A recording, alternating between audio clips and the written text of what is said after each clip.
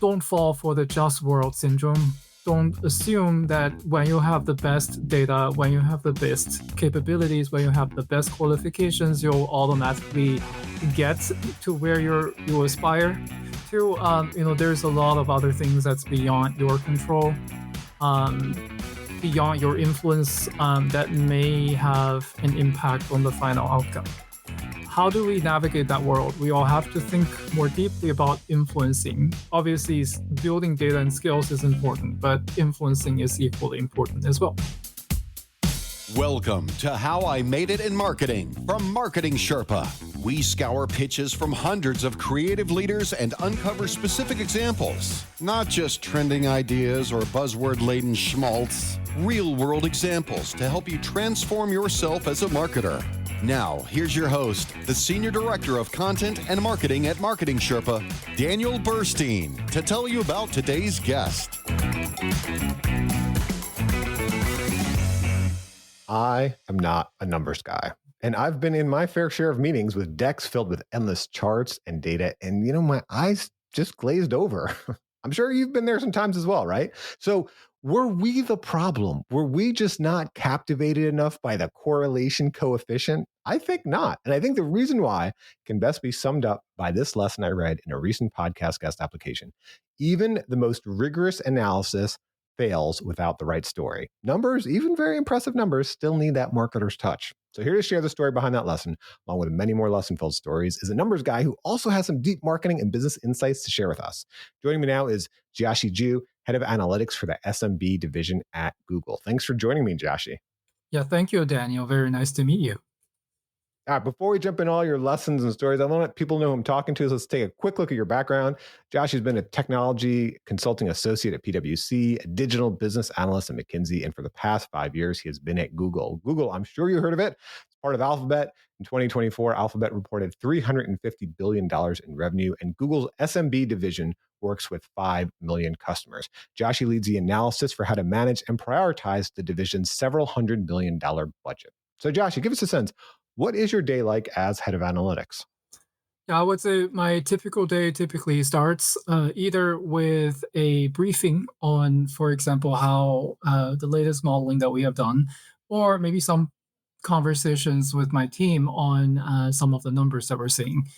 In some cases, I may step into another meeting with some of the other leaders in our sales and marketing divisions to talk through the latest recommendations, plans, and budgeting. So one example is that most recently, we're just going through the road mapping process for next year. So a lot of the conversations have been going about, what are some of the key initiatives? What are some of the data that we want to build a compelling business case? And in addition to that, I also step into conversations and problem-solving sessions on past performance. So understanding, are we driving the expected impact through our investments, campaigns, customer outreaches, and so on and so forth. And as part of that, obviously, lots of forensics with the data, but at the same time, also qualitatively with people who are actually in the front lines to be able to add color to that data as well. I like that you mix in the qualitative, because a lot of times some people think numbers can answer everything, but the numbers, to me, you tell me what you think. To me, the numbers answer the what, and that's really important, the what. But we still need to answer the why, and that's where some of the qualitative can come in. What do you think? Yeah, I think that's a very important observation, because I think that's also one of the lessons I learned personally as well. As we are talking about numbers, right? So for example, whether it's an impact measurement of our previous campaign, or whether it's the expected growth projection for the business as a result of certain investments, we can't just stop from at just showing a number as for what percentage that is. It's very important to contextualize it in the broader, I would say, background of the business decision. So one specific example was when we saw a decline in the impact that we're getting from certain investments year over year. Obviously, we saw that X percentage decline, but the more important thing is understanding what's driving that decline. And in many cases, even the best data science models won't be able to pinpoint specifically to what are the decisions or operational gaps that might be driving this. And to answer that, we actually have to go two steps deeper into the business. One is to understand how the business fundamentally works. And by understanding what are some of the other data sets we should look at to help us triangulate what is going right versus wrong. So in that specific case, we looked at secondary metrics, things like, what are some of the secondary growth metrics by market, by customer segment, by business model. But at the same time, also at some of the other qualitative inputs, as I previously alluded to. So we actually spoke with some of the, for example, marketers or salespeople or so on and so forth, who had firsthand information of how specific customers responded to certain in certain ways to our outreaches and engagement. That provided a much more robust picture of these are all of the drivers. This is what's within our control. This is what might have been driven by something that's just beyond what we can move. So one example was that there was a market where we saw a decline just because there was some political election, and that changed the customer spending behavior quite significantly. Yeah, and that's when the light bulb goes off. So let's take a look at some of the lessons from your career of doing that. As I like to mention, that's a great thing about our jobs as marketers. I've never been in another industry. I've never been a podiatrist or an actuary, but we get to build things. As marketers, often we're building brands and campaigns. And for you, you're building like models and analyses that help inform those brands and campaigns. You said the first lesson you learned was even the most rigorous analysis fails without the right story. So how did you learn this lesson? Yeah, that's a great question. So, as I previously mentioned, one of the most important qualities in data and analytics is not only being able to show the correct data and robust and interesting data, but at the same time, also being able to contextualize it within the broader business and the decision at hand. So one example was there was one instance where we were optimizing our budgets across various markets. And when we presented the budgets, there were more questions than answers. So we were allocating budgets across different markets and segments based on past performance, but also future initiatives that we are aware of. But when we presented the numbers, some of the questions came up was, how did you come up with this, 20% increase in that specific market? Why did my market not receive the same increase? And tell me, why are we cutting the budget by, let's say, 2 million in this segment? What is driving that? So the initial meeting, I think that's a lesson learned for me, which was, the initial meeting, I thought numbers will be enough to tell the story and probably have some high level, I would say, narrative on, these are the business decisions that fed into those numbers, and this is what the model spit out. Obviously, that was not enough. So one of the things that I had to do was actually going back and actually thinking more critically about, okay, the numbers are numbers, but how do I use it to tell a compelling narrative from the initial business context, higher level decisions, to the specific recommendations that we're making for this market, and really bridging the gap as for this is the business decision at hand. For example, if we want to aggressively grow our video exposure, versus this is what it meant for you in this specific market, which means that we have to more aggressively reach out to this type of customer, and there's a higher concentration of those customers in your market. That really helped to bridge the gap. And then in addition to that, I also built a very dynamic model, which essentially showcased these are all of the assumptions going into the projections and the allocation algorithm. We could tweak those assumptions live, and the model would actually spit out something else. So you could actually see very directly in terms of if we, maybe tuned up the growth projection by 1%, this is what it's going to do to your budget next year, so that people have a very clear understanding of how sensitive the numbers are from a decision standpoint. And then they can also take a step back to gauge whether increasing the growth by 1% is a realistic or not realistic goal.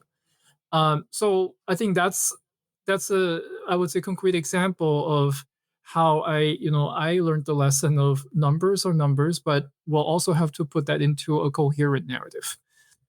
Yeah, that narrative is essential. Let's talk about a key part of that narrative. How do you communicate the limitations of a model while at the same time trying to convince decision makers to take an action? right? So, for example, when I've written about transparent marketing before, I focused on how to make your product claims credible, not incredible, right? That's a real challenge for marketing to an end customer. They hear so much hype, right? Why should they believe you? But the same is true when you're talking to a business decision maker, right? They have so much data and numbers thrown at them. None of it is perfect. And I think the more they understand what goes into creating that data, kind of like you were mentioning, the more it will stick out from the sea of noise as something they trust, not just hype with numbers. But it's a tricky balance because you are, at the end of the day, trying to inform a decision. So, Joshi, how do you communicate the limitations of a model while at the same time trying to convince business decision makers to take an action? Yeah. So I think there's several steps I would say would be involved in this process. The very basic step is aligning with the key stakeholders and decision makers that the data that we're using is the correct data. Because one of the most common issues myself and my team encounter is that different teams use different data sources, and maybe they have different ways of defining the same data even, and that could result in some pretty significant gaps in how people will interpret the results. So, as it's very commonly said in the data and analysis, I would say world is garbage in, garbage out. So the first step is preventing garbage from going in to the model itself. So to that end, I actually spend a lot of time internally within Google and our division to align on a common data governance process, and also stood up like a committee to run that. So what that is we have this weekly. Before it was weekly, but now that it's more stable, it's more of a monthly meeting to look at all of the key data sources, metrics across the business, for involving all of the key cross-functional partners from finance to marketing to sales, so that we can all hold hands on, this is what we mean by, for example, by what customer satisfaction is. And we have a very rigorous way of documenting that, so that every team that uses this data for their projections and analysis, we go off of the same source. So I would say that's the first step. The second step in terms of building confidence in the model and explaining the limitations is also overlaying the model results with the actual outcomes. So one of the most common things that I'm doing is backtesting. So let's say if I'm building a forecasting model to forecast the business growth in a specific segment, obviously I will run, for example, previously it's regression, now we use AI to do that.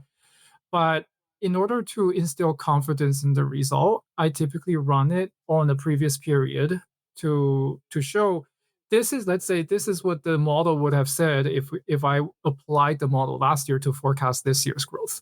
And then I overlay that against this year and see, what the gap is. I mean, if the gap is big, then probably means that there's some limitation in the model that the model is not picking up. And that will essentially start, I would say, a process of number one, diagnostics, and then number two, also, I would say, understanding if there's anything that we can do to improve the model. So in one instance, we actually found that the model inherently had some limitations. So it had a limitation in terms of picking out the largest customers in the market, because they are very unique and in some cases outliers. So the model is very much optimized for the averages, so maybe the 80% of the customers, but the 20% that they were not able to capture. And that is not something that we're able to fix within a week or something, right? So, but there is a decision to be made. So what we did was that we took a very pragmatic approach, which is we clearly explained why this was happening in the projections to our stakeholders. We came up with several options we could address this issue, and the options that we ultimately went for was, let's use this forecasting model for the 80% that we can identify using some basic analysis based on their revenue, their, I would say, spend diversification across various platforms, so on and so forth. And then for the remaining 20%, let's build a more, I would say, simplistic model, because based on actual historical data and with some qualitative inputs from the market leaders, so that we are able to, I would say, take a more customized approach for that one. So I would say that's my second step, which is back testing and trying to explaining what are the real limitations and aligning on path we could potentially address those limitations. And then, yeah, go ahead if you had another question. No. Go on. Go on. Yeah, I would It say the sounds like last step I wanted to say is overlaying qualitative inputs aside of the numbers. As I mentioned, the numbers are just the numbers, but at the same time, there's also other considerations that we have to think about. So one example is operational complexity or maybe even legal implications. So maybe when the model says we should do X, if it's not even operationally feasible, we would just pull that off the table. So one example was there was an instance where the model basically said we have to cut our budget from a certain market because the ROI was just not that great, right? That's true from a mathematical standpoint, but then we also had a lot of contractual commitments to the vendors and folks in that market that prevented us from doing so. So, but obviously, we cannot feed every single contract into the model. That would just blow it up. Instead, we basically added manual steps, manual checks and steps after the model spits out numbers to double check on some of these operational considerations and laying them out in front of our stakeholders as a holistic solution. That's good. I think what you're really illustrating here is all the work that goes into building these models. In marketing, maybe we just see a number on a screen in a PowerPoint, but here's everything that goes into it. And you mentioned from your time at McKinsey, that was something you learned. Landing solutions requires going deep and doing the hard work. So maybe you can take us into that story at McKinsey. Yeah, so that was one of my I would say, most exciting projects at McKinsey. So I was essentially on a team of three people. I was one of them in implementing I would say, a personalized marketing strategy for a global auto company, and specifically for their after sales service. So essentially, what they're trying to do is, when somebody buys a car, there's going to be lots of services required after he or she purchased the car. There's going to be regular maintenance visits. There's going to be spare parts that he or she might buy to fix something that breaks in their car. And they actually make a lot of money off of that because it's not a one-off transaction. People will go in the dealership and buy stuff on an ongoing basis as long as he or she owns their car. Now, one of the things that they're trying to do, and that was back in 2016, so it was still relatively early on in this whole, I would say, online/digital economy space. And it was a traditional, I would say, dealership. So they're trying to build their online presence, collecting data about past transactions and customers, and actually sending out personalized campaigns to all of these people based on their behaviors. Now, one of the challenges that came up with was, they had a lot of legacy systems. A lot of the things were just happening offline. So they may have a sheet of paper that record, what the transaction was and so on and so forth. They also were in the early days of implementing their own CRM system, where there was some data about some customers, and their salespeople were just using these to send promotions to people. But the data and the infrastructure, all of that is very spotty. So as with a very typical McKinsey project, we initially went in and thought, okay, this was going to be a blue sky marketing strategy, maybe 5-year vision type of thing. And which we did. I mean, I went in and we put together this brilliant vision of how everything could be automated, how everyone can receive his or her own personalized campaigns within a matter of seconds. And we presented this to the sort of the COO of the after sales division, and he was fully bought in. And he basically said, okay, this is great. Let's just get this implemented. I want to see results ASAP. Now, that was all great, but then the real challenge came when we were going to put that vision into action. We ran into those issues that I initially mentioned, was that there's legacy systems where we just don't have consistent data about customers because personalization, a lot of that is enabled by this data. People are not trained because, for example, the people that used to send out emails and send out campaign calls, they are not trained on those new workflows as for what they are supposed to say, how they are going to introduce the products and offerings to the people.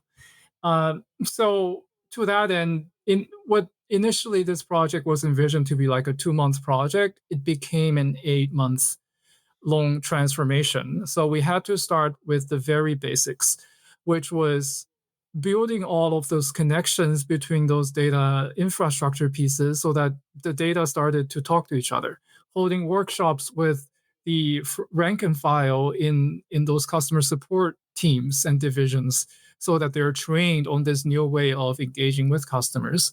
And then also opening up, for example, APIs with external payment providers so that people have a more seamless experience. When they received an offer, they could automatically convert as they receive the offer. So there was a lot of, I wouldn't say unglamorous, but just really deep work that had to be done for us to realize that vision. And I don't think, I went in with that expectation. So the lesson learned from this experience was, a vision may look great on paper, but data and enabling that vision does require doing the actual work, putting in the actual work to do some of the basic foundational things that may initially look trivial to folks from the outside, but is actually core to enabling that grand vision. Well, what advice would you give to us marketers and business leaders as we work with data scientists and try to get these projects off the ground? Because earlier I asked you about, okay, the limitations of your models, but frankly, on this side too, as you just illustrated, there are limitations. We have these great ideas about what we can do with models or data or some of these things. There are real on the ground limitations. And so when I think we go to talk to a data scientist, sometimes if we're not well versed in it, it just seems like a black box of magic. Okay, we've got all this random stuff here. I guess it's data. You do your magic, and then we'll get these sort of things going. So, what kind of advice would you give to us marketers, us business leaders, when we're looking to launch a data science project? What type of limitations, Yeah. type of communication should we be doing on the upfront? What I would say is that, even though the vision is not everything, it's still very important. So I would definitely start with the vision, so that people know why they're doing all of this and why we should be mobilizing everybody around that single goal. But obviously, that's not enough. So as part of the implementation, it's also very important to think upfront what might be some of the things that might go wrong. Because if we were sitting in like in the office and working with a C-suite, they may not know what's going on in the CRM system in XYZ dealership store. That is where we have to invite some of the frontline experience, both from a data standpoint. For example, the data analysts who work day in, day out with the CRM systems, they will be able to tell you if we were to do this, that's going to break, right? Similarly, we'll have to invite, for example, the actual people who did the customer engagement. Tell us about, what do you find challenging about using this data? If we presented this dashboard to you, are you going to be able to figure out what you needed to say to the customers as you're making those outreaches? I think, I think these are all very important parts, which is inviting the input not only just from the leadership, but also from the rank and file, so they can tell you about all of the potential operational implications as you're road mapping everything out. But again, that's not enough. The third step is once you have a good understanding of this bottoms up, I would say, implication of your strategy, one core role of a successful data analyst or business analysis leader is to be able to synthesize all of these limitations and operational investments that we need into themes and narratives that the leadership can understand, because in some cases we do need the leadership sponsorship to be able to make some of those changes offline. So for example, for us to maybe invest in a new CRM system or a new data storage system or something like that, it does require more budget, and that requires leadership sign off. And in order for us to get that sign off, we have to translate these practical limitations and needs that come directly from the front lines into something that's more exec friendly. So, really serving as a bridge between the vision, the strategy, and as well as the operational implementation. I like that, the top down and the bottom up, and giving everyone an understanding. I think part of that understanding too is the frontline workers. If you're asking them to, let's say, there's 3 extra steps in their day they have to do every day for them to understand why those are essential, or they'll just kind of be griping like, it's taking me away from what I really want to be doing.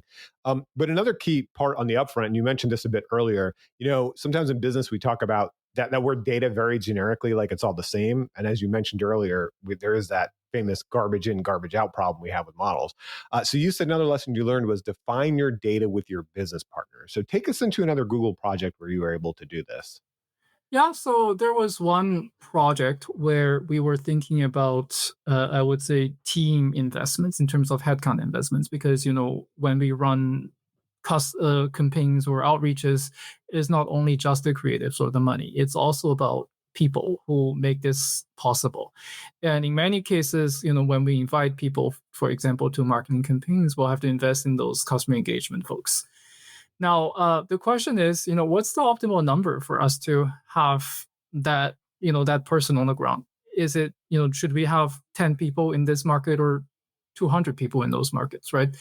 As you probably previously said, we have millions of customers. Technically, we could just hire tens of thousands of people and try to call these customers, invite them to all of these events. But, is that economical? Probably not. So we do have to come up with a smart approach to understand the optimal, I would say, capacity that we can allocate for this type of role, and what that means to the business outcome, whether it's revenue growth, impact, ROI, so on and so forth. So, as part of the analysis, one key aspect was understanding what's the realistic capacity of such a person to be able to have those outreaches to potential customers and to promote some of the campaigns and offerings.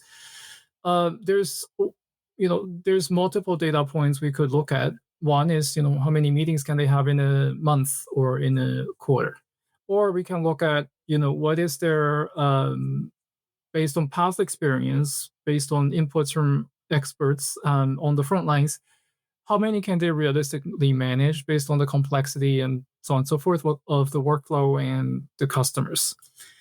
So we ultimately landed on the meetings because that was one of the more standardized, I would say, data points.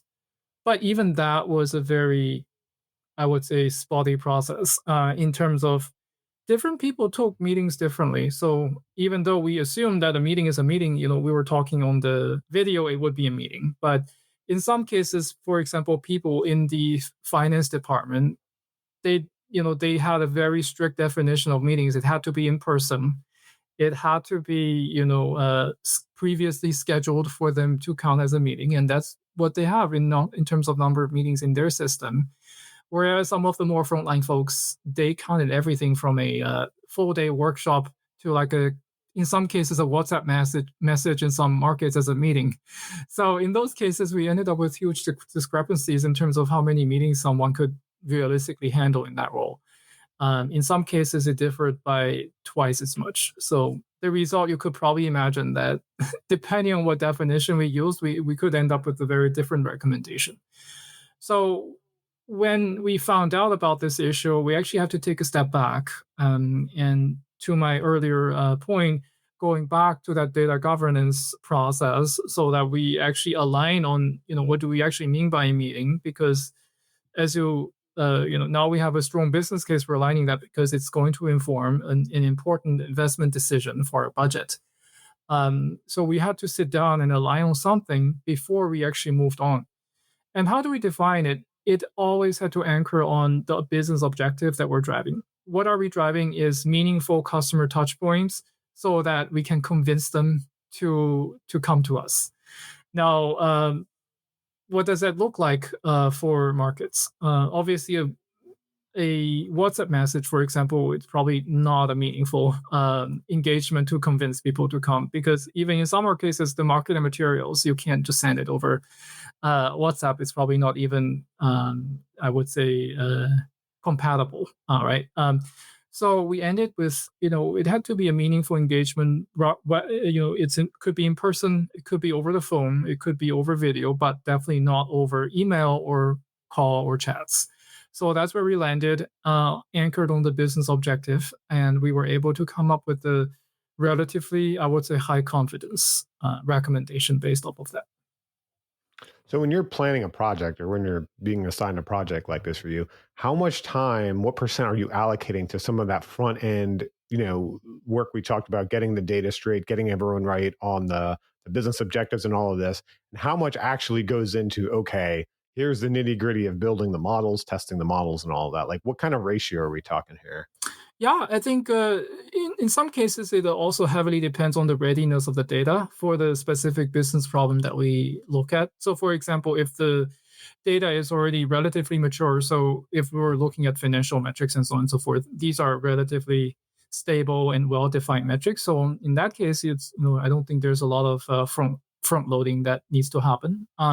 But let's say if we were to look at something, if we were to push the frontier and introduce new signals or metrics. Let's say we were to introduce, I would say a recent example was introducing sort of the customer experience metric, so satisfaction, so on and so forth. That is something that we haven't really looked into previously. For those use cases, we actually have to spend a significant amount of time aligning and defining what the data actually is, cleaning the data and putting that into action. It could easily take months if the data is not ready and if the data is sitting across multiple systems and maybe departments as well. So I would say, as I mentioned, it would be dependent on how complex and how new the data is. But it could be anywhere between maybe a couple of weeks to maybe a few months. Okay, well, in the first half of How I Made It Marketing, we talk about some of the things we build, like Josh was mentioning, these analyses and budgets. And in the second half, we talk about some of the people we built them with, because that's what we get to do as marketers. We build cool things and we build them with other people. But before we get there, I should mention that the How I Made It in Marketing podcast is brought to you by MechLabs AI, the parent company of Marketing Sherpa.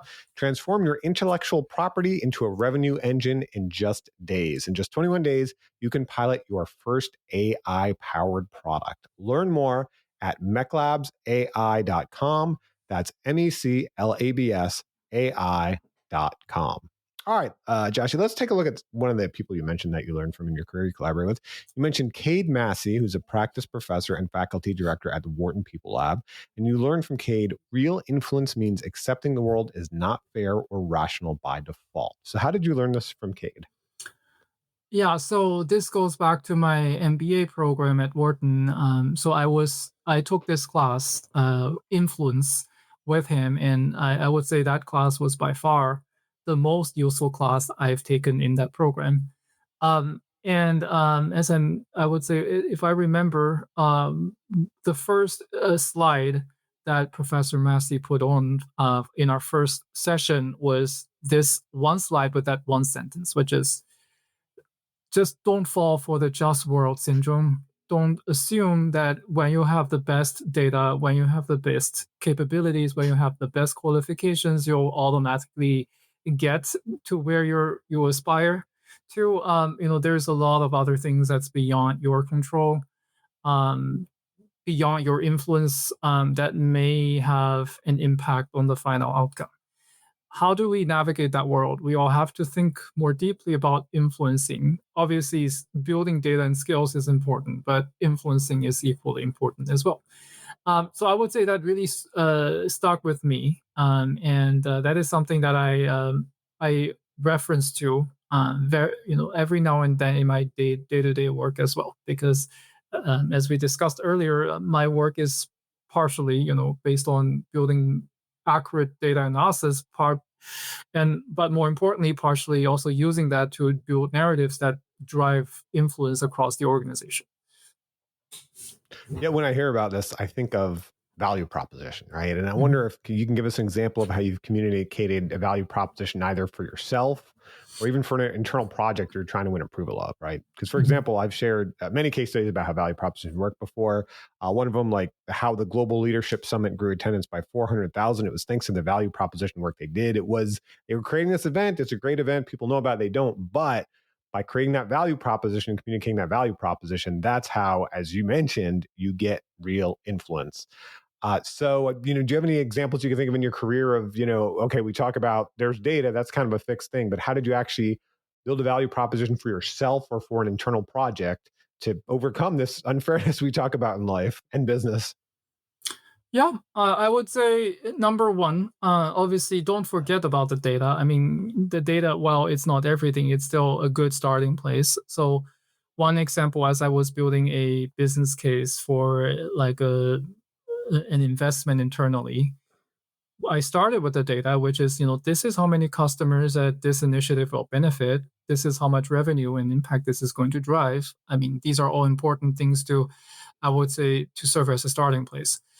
But it will be wrong to assume that, you can win approval and support just by putting the number out there and maybe compare, this is going to generate X million dollars and that's generating Y million dollars and it's more than X is more than Y. And so you should invest in my project, not that project. Obviously, that's not the whole story because decisions rarely happen like that. Because, I mean, if all decisions happen like that, probably the world would run much faster, right? So, but in our specific case, for example, in addition to putting together the data fact pack for the project, at the same time, I also had to contextualize it. So in what that means is putting that into the shoes of the stakeholders I'm trying to influence. One example is, if it's a, let's say if it's a finance person, because they control the budgets at the overall corporate level, understanding how this will fit into the overall, I would say, financial outlook for the company. Is it ROI positive or ROI negative? So essentially, I was speaking their language because they care about ROI. But when I'm talking to somebody like, let's say a marketing leader, I mean, or even a sales leader, they really care about, what does it do to my specific segment that I am, maybe I have a target against, right? So really explaining, okay, this is what it brings to the company, which is great, but then what is it in it for you, and how is it aligned with the broader goals of the company? Let's say if I'm talking to this about this to the operators who actually have to implement this, I would say in that case I would be more in a listening mode, which is understanding from them and leveraging them as subject matter experts as well. What would it take for us to make this a reality, so that we don't just have numbers on paper, we also have credible numbers that we can actually realize through the changes. So in those cases, I would say the lesson learned in here is, the numbers is a starting point, but influencing extends to speaking the same language as the folks that you're trying to influence, understanding who will have an impact on the ultimate decision, and getting their point of view weaved into the recommendation as well, aside from the numbers alone.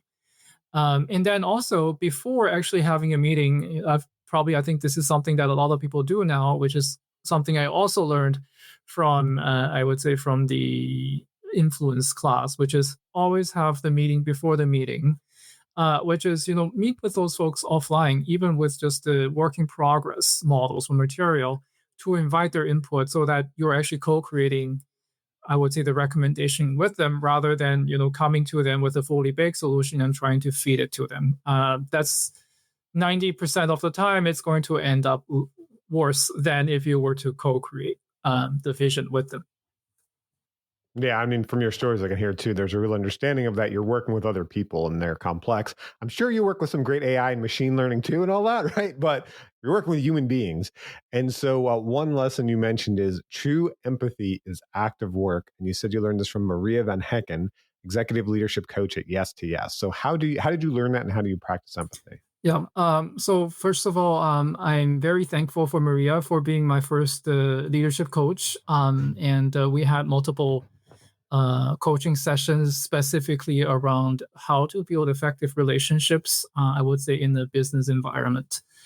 I would say that is something that I would say it's not, it comes second nature, I admit, to me, because I would say instinctively driven by data and facts.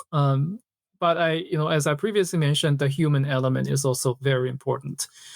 One of the things that Maria specifically mentioned to me, which I thought was very important, which is, don't underestimate those informal relationships and ties, or even weak ties that you can build throughout the organization, or maybe with critical partners elsewhere.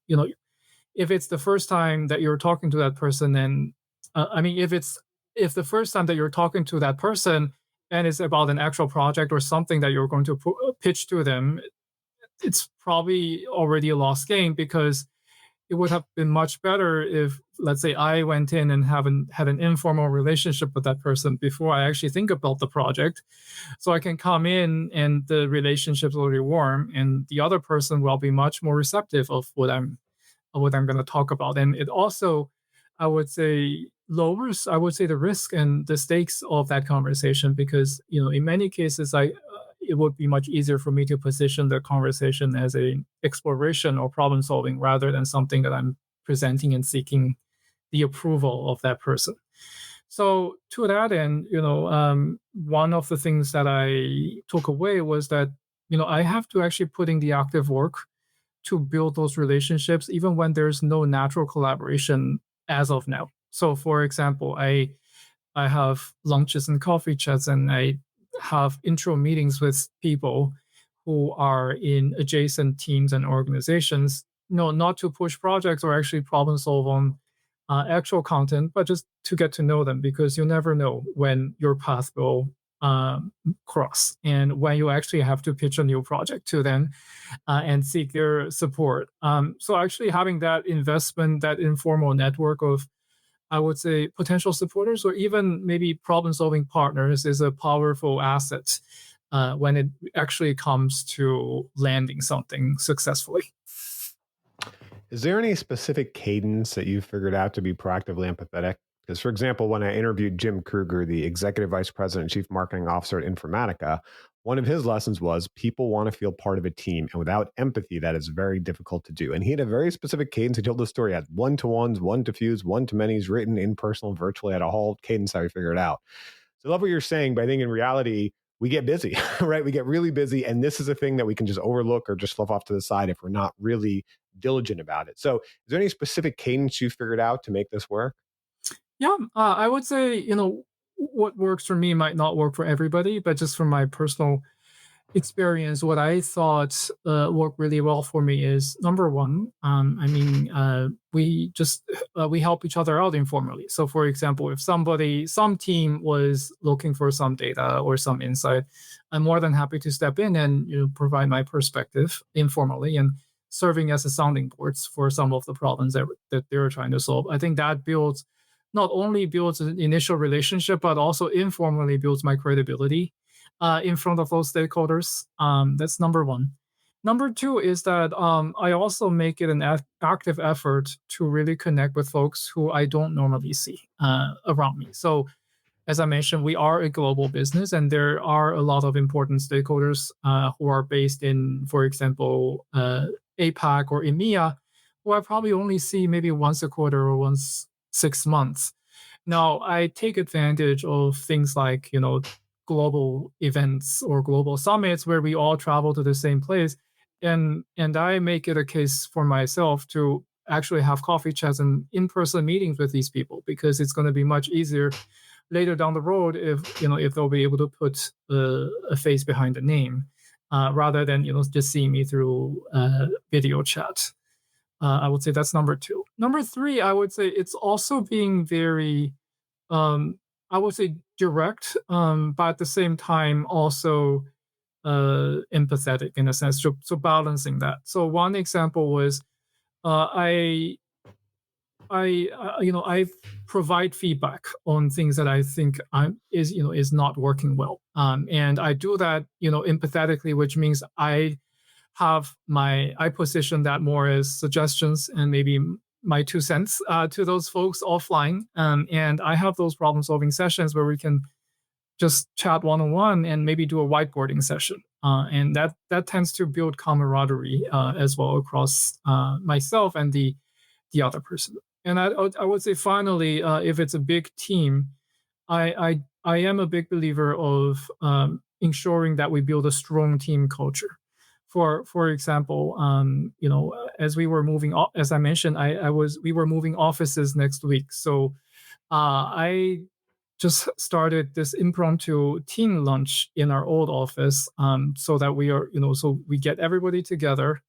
We are able to celebrate our time in this office over lunch, and we all share our best memories and fondest memories of this old office. That is something that's relatively easy and low lift, but also brings people together on a very, based on a shared experience. Well, you mentioned giving people feedback politely and in the right way. Here's a great story about someone earlier in your career who gave you some feedback that still sits with you today. You mentioned Bruce Chi, the partner of McKinsey and Company, and you said from Bruce you learned that intellectual curiosity means always asking why behind the observation. So, how did you learn that from this partner at McKinsey? Yeah. So that was relatively early in my career, and I think that feedback really stuck with me. And I think that's also become, I would say, one of the things that I also look back to as I'm encountering new business problems that I'm trying to solve. So in that instance, we were doing like a market scan for a real estate client who was trying to go into a certain new market, and as part of that, we are also trying to understand, if that new sort of commercial real estate market is viable for that customer. So there were some analysis on market trends, forecasts, projections, and so on and so forth. I was the analyst on the team, so I was running a lot of the research on and data on the growth projections. And at the time, I was just thinking about, okay, if I put together a chart, maybe a line chart or bar chart that shows what the trend was, and maybe let's draw a line and say, this is growing by 20% over year, so we'll have a pretty good chance at getting some growth from that market. But when I was presenting the chart to him, he essentially said, "Okay, this is good. Thank you for putting together the chart, but can you explain why, let's say, 2 years ago there was a kink in the chart that essentially the market went down by 15% and then rebounded by 30% the year after?" He also, and then he pointed to several other cases where he said, okay, this is good, but this is what the market looks like, let's say in the US, but then if I look at the market trend in Australia, it just follows a completely different trend. Can you help me understand what drove that, and does that mean that we have to think about all of these markets a little bit differently? As expected, I did not have any answers to any of his questions, and I would say that was a pretty, I would say, um, nasty experience personally for me, in the moment. But I think it's a very powerful learning experience now I think back about it, which is, when we look at data, whether it's from a report or from a model that we run or that we build, um, you should always go back and look at the data and just take a step back and understand, are we seeing any consistent trends? Are we seeing anything you know that would stir my curiosity and that I want to learn a bit more about? So for example, and I would say my personal rule to look at the data from the lens of a decision maker, and then just jot down lists of questions as for, okay, what would I be curious and just puzzled by this data. So any kinks in the chart, any unexpected declines or growth, any, for example, absence or lack of data in some cases. Maybe in some years we just don't have the data.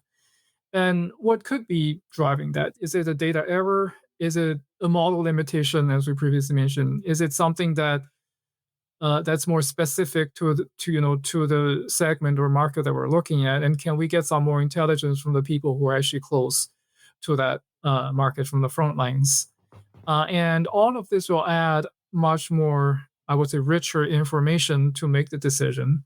Because a growth is a growth, but if the growth is coming from a part that's not relevant to the business, then obviously that's not going to be useful from a decision making standpoint. So going deeper into the data, asking the right questions, and coming up with, I would say, credible drivers, credible hypotheses that you can then support with evidence and facts, I think that is something that I took away from this experience. Yeah, so I love what you're saying, and I agree with it. But I always like asking questions from the other side to see what the other side of it is. So, how do you balance that curiosity and asking the why with not getting stuck in analysis paralysis, right? Because, for example, when I interviewed Justin Herber, the CMO and Chief Brand Officer at Tractor Beverage Company, one of his lessons was pursue the best version of what an idea could be. And I love that idea, and it sounds great in theory, but in reality, there are limitations. And for me as a writer, for me, I love the great Bill Condon quote: no piece of writing is ever finished. It is just due, right? And that's the thing that reins me in from, I try to pursue the best idea of what something could be, but at some point it's due, and that is what it is. So for you, Joshy, I love this idea. We want to go deep, ask why, but how do you not get caught in analysis paralysis when you do that? Yeah. I would say the most important vehicle for doing that is coming up with a strong analytical agenda. So what that means is that before, I send my team off to do a bunch of data analysis and data pooling, let's take a step back and just list out all of our questions on the page, based on what we're seeing, what we're hearing. And based on that, can we categorize all of those questions into big buckets? Even though there might be two questions, they might seemingly be asking about different things, but actually when we take a deeper look at it, they might be asking about a very similar theme that we're seeing in the data. So the first step is just write down all those questions, categorize them, and then prioritize them in terms of, I would always ask myself two questions. Number one, does this question matter for the ultimate decision? If the answer doesn't really change I would say, our decision making, then it's probably a lower priority question. Number two, do we have actually data ready available for us to be able to answer that question? How much lift is there for us to get to that? If it's a quick analysis, yes, it's a higher priority, but if it's a very complex analysis and probably nobody has ever seen it, probably data is not the best way for us to drive to an answer. Maybe we'll have to talk to somebody who actually knows, what the evidence may look like. So in that agenda, I would have the list of questions, the priority, and then also what type of analysis and evidence we need to collect to answer those questions. And then, I set my team off to do that. So that we don't end up in this world where we're trying to answer and entertain every single question that might come up.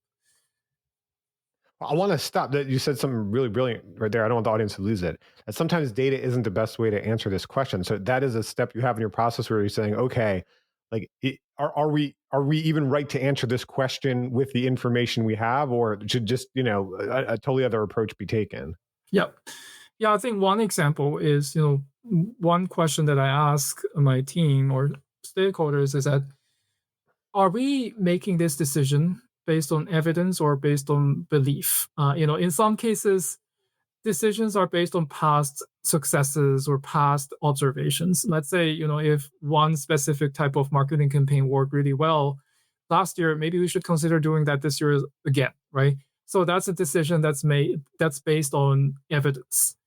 Now, in some other cases, we make decisions based on our belief system. So one example is, we believe, in going back to that, I would say the auto manufacturer slash after sales example, that's a decision based on belief. They believe that they want to become a digitized business within the next 2 years.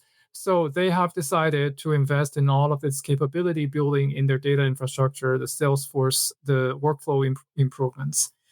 And for us to make that decision, given that this is based on belief, yes, we can surface some data to, in terms of how the broader industry is evolving, what their competitors were doing.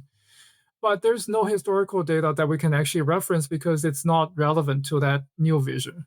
In that case, is it worthwhile for us to pull historical data on how they performed, and whatever marketing campaign turned out? Probably not as useful. So I think that's a very important distinguish. I was thing to distinguish, which is it based on evidence and past, or is it more on belief and what we think the future should be? Well, from your lessons and stories, clearly I hear a lot of fundamentals for what it means to be a marketer, a data analyst, a business analyst. There's a curiosity, the narrative. If you had to break it down, what are the key qualities of an effective marketer? I would say the key quality, I would say the number one is obviously being able to tell a compelling story. I would say both to your audience, which is our customers, but also internal stakeholders, because I would say in a large part, marketing is about telling a compelling story and drive folks to action, whether it's to buy your product, consider it, or even maybe sign up on a new project. I would say that's number one. Number two is how to tell the story. I would say being able to tell a story that's both visionary, which is you have your own compelling set of beliefs that's grounded on truth and facts and trends, but at the same time, also being able to tell a coherent and clear story that's anchored in I would say in data and evidence. That's number two. I would say number three. I would say it's this sense of intellectual curiosity, as we just discussed, which is there's always something that's unknown. No matter how deep you go in your analysis or investigation, and asking the right questions is going to be very important, not only to inform the decision, but in some cases, even if it's more forward looking, it sets your marketing campaign or your investment up for success because these are the questions or your learning agendas that you will be taking as you roll out things. And that gives you an opportunity to really, I would say, gauge how successful or not successful the project is. And that will create room for course correcting. Well, then I got to ask, did I ask the right questions today? If asking the right questions is key, is there a question I missed? No, I think you asked all of the right questions. I wish we could have 2 more hours because I really enjoyed this conversation. I think we can go much deeper in many of those case examples. That would be a lot of fun. Well, thank you for the time you did give us today, Joshie. I learned a lot. Yeah, thank you. Thank you, Daniel. It was a pleasure speaking with you. And thanks to everyone for listening. Thank you for joining us for How I Made It in Marketing with Daniel Burstein. Now that you've gotten inspiration for transforming yourself as a marketer, get some ideas for your next marketing campaign from Marketing Sherpa's extensive library of free case studies at marketingsherpa.com. That's marketingsherpa.com.